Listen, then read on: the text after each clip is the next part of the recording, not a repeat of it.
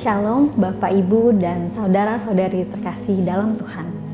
Hari ini kita akan mendengarkan renungan yang diambil dari Injil Tuhan kita Yesus Kristus menurut Yohanes bab 11 ayat 45 sampai dengan 56. Persepakatan untuk membunuh Yesus.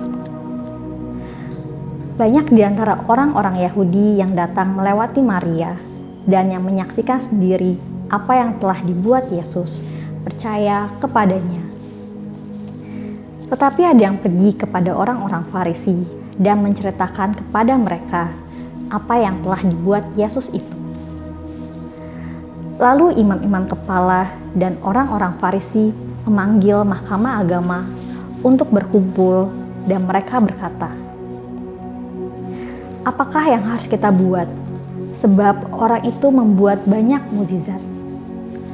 Apabila kita biarkan dia, maka semua orang akan percaya kepadanya, dan orang-orang Roma akan datang dan akan merampas tempat suci kita serta bangsa kita."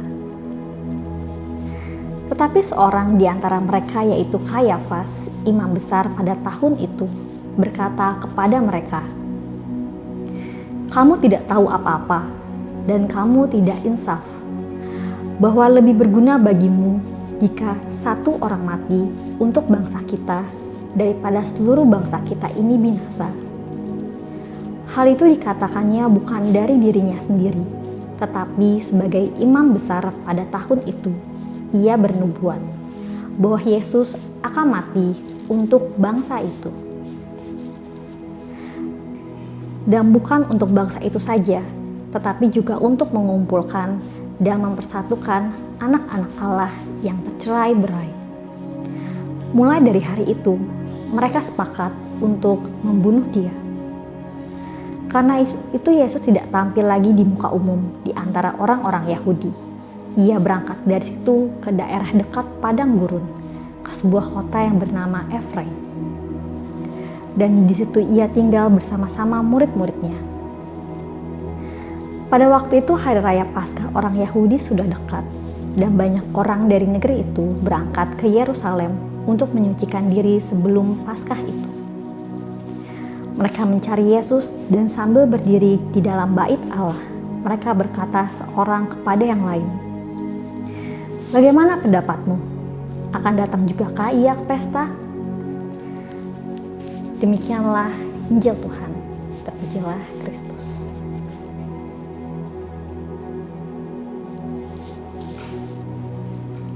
Di zaman modern seperti sekarang ini, praktik mengkambing hitamkan orang lain atau menyalahkan orang lain masih sering terjadi.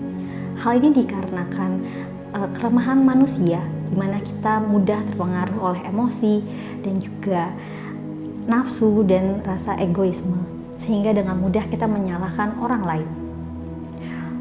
Oleh karena itu, di saat masa prapaskah seperti sekarang ini merupakan saat yang tepat untuk kita untuk menyadari kelemahan tersebut, sehingga kita dapat mengaku dosa atas kesalahan dan dosa-dosa kita tersebut.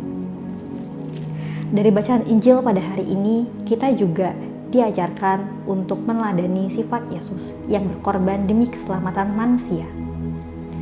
Sifat pengorbanan kepada orang lain juga dapat banyak kita lihat di sekeliling kita. Contohnya ialah pengorbanan yang dilakukan orang tua untuk anak-anaknya, terutama pengorbanan seorang ibu dalam merawat keluarga dan juga mendidik anak-anak. Selain itu juga pengorbanan kita berikan kepada orang-orang di sekitar kita, seperti donor darah untuk menolong para pasien yang sedang sakit, dan juga saat terjadi bencana alam, saat kita sukarela untuk menolong para korban bencana alam tersebut.